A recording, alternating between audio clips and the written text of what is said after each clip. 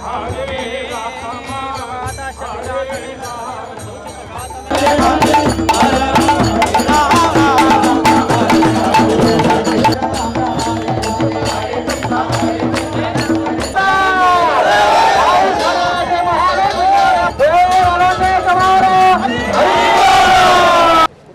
11वां साल हमारे पणजी नगरी में स्वामी जगन्नाथ जी की रथ यात्रा है और इसलिए आज की रथ यात्रा पे आप सबको मैं बधाई देता हूँ।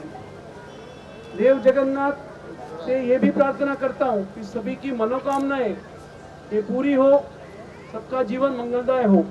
ऐसे तो पांजिम में हम लोग जगन्नाथ रथ यात्रा का ये 11th ईयर है। शुरुआत हम लोग Shri Jagannath temple trust Goa, all Goa Odia association और इस्कॉन का सहयोग में हम लोग चालू किए थे। गोवा में जगन्नाथ मंदिर नहीं था, संकल्प था हम लोग जगन्नाथ जी को कैसे गोवा में लाएं।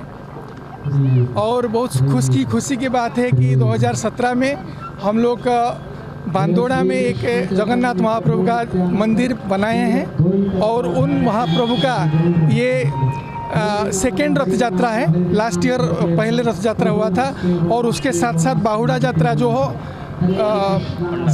9th डे में होता है रथ यात्रा का, वो हम लोग लास्ट ईयर पोंडा में किए थे, इस साल भी पोंडा में किए हैं।